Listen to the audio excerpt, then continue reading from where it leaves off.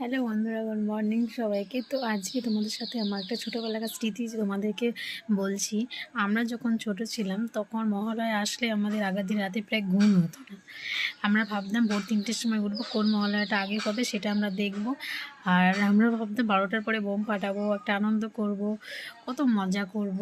আর এখন আমার বাড়ির সামনে মন দিয়ে সবাই দেখছি ভোর রাত্রি 1টা 2টো বাজে কিন্তু বোম ফাটাচ্ছে, ঘুম হচ্ছে না।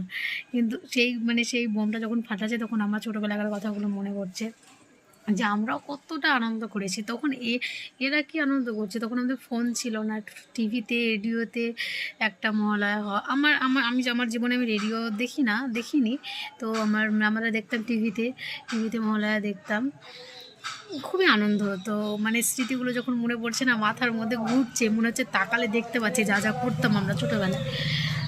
তো কেউ এখন কারোর সাথে দেখাই হয় না, সবাই সবার বিয়ে হয়ে গেছে, বন্ধুরা বন্ধুদের কাজে ব্যস্ত।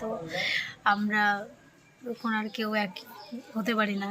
তো সেই দিনগুলো মনে পড়লে প্রচুর কষ্ট হচ্ছে, মনটা খারাপ হয়ে যাচ্ছে, চোখ দিয়ে জলও বেরিয়ে যাচ্ছে। আমরা এখন ভাবি যে ছোটোতে ভালো ছিলাম, লাইফে বেস্ট টাইম হচ্ছে সেই টাইমটা।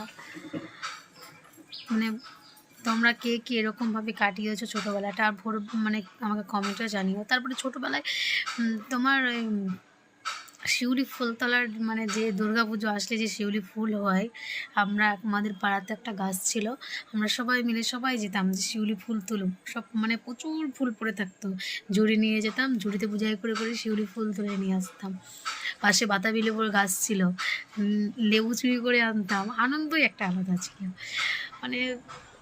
কি বলার প্রকাশ করতে পারছি না যে আমাদের সাথে যে কী আনন্দ করতাম আমরা।